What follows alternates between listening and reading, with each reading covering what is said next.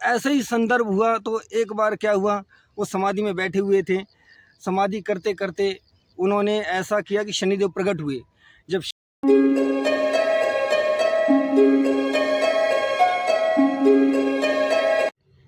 जय श्री राम सभी को। मैं आचार्य परमेश्वर तिवारी श्री रामदास आयुर्वेदा सेवा संस्थान में आपका स्वागत करता हूं। और आज हम शनि गांव आए हुए हैं। और कहा जाता है कि देखो, लोगों की आस्था और धर्मशास्त्र एक बहुत ही बड़ी चीज़ होती है। अगर हम कहीं ना कहीं धर्मशास्त्र की बात करते हैं तो लोगों का एक बहुत ही उल्लास होता है धर्मशास्त्र के बारे में जानने का और लोगों को उसके बारे में पढ़ने का। तो आज हम शनि गांव आए हुए हैं जो सतलुज नदी के बिल्कुल किनारे है, और आप देख सकते हैं कि नदी में पानी कितना है।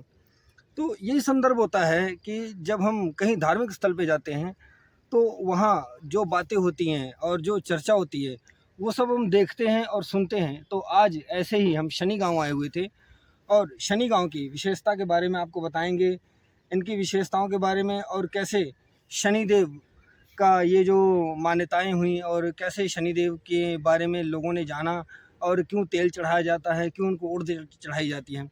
तो ऐसी ही एक छोटी सी कहानी थी जिसके बारे में आज हम आपको बताने जा रहे हैं। तो कभी एक समय में पिपलाद ऋषि हुआ करते थे।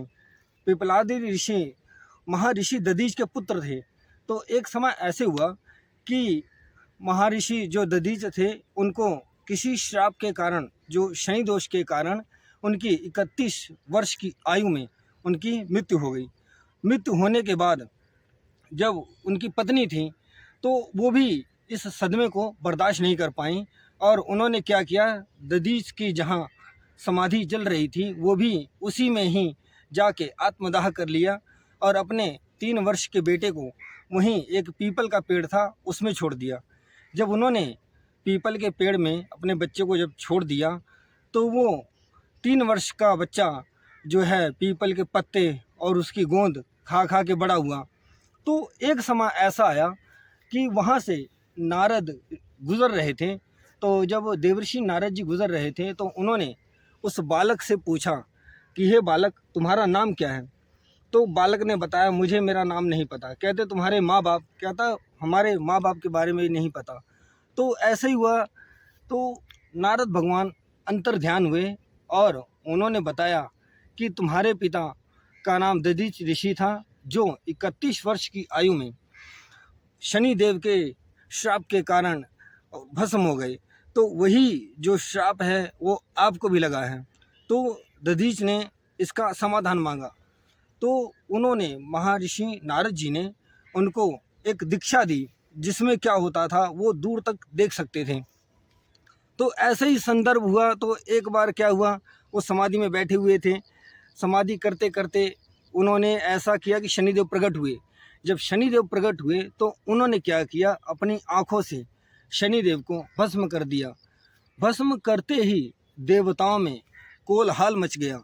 जब देवताओं में कोलाहल मच गया, हाहाकार मच गया, तो शनिदेव के जो पिता थे सूर्य भगवान, वो भी बेचारे कुछ ना कर सके। तो जब वो भी कुछ ना कर सके तो नारद भगवान ने, ब्रह्मा जी ने सब इकट्ठे हुए। तो ब्रह्मा जी ने पिपलाद ऋषि से 2 वरदान मांगे। एक तो ये मांगा कि आप इनको छोड़ दें, और दूसरा ये कि आप पीपल के नीचे बैठे थे तो इसीलिए सर्वप्रथम पीपल की भी पूजा हो।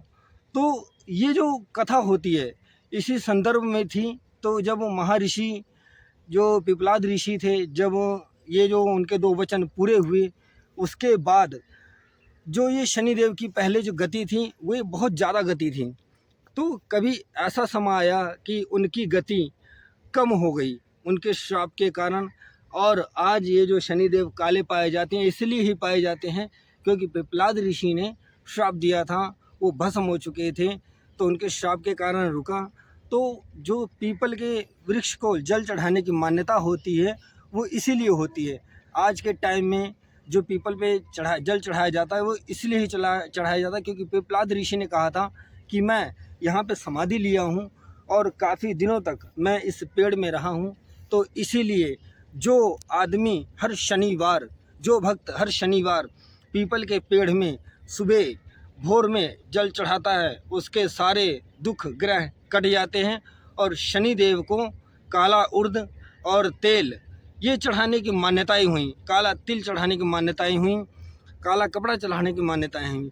तो ये थी भगवान शनि देव की जो कथा और पिपलाद ऋषि की कथा, जिसके बारे में हम बताए हैं। और आज हम यही शनि भगवान के स्थल पे आए थे। तो यही सब होता है धर्मशास्त्रों में, यही होता है पौराणिक कथाएं, जिससे हम लोगों को अवगत करवाते हैं ताकि लोग हर चीज़ को जान सकें, हर चीज़ को बारीकी से समझ सकें। तो आज के लिए इतना ही। जय श्री राम, जय श्री राधे।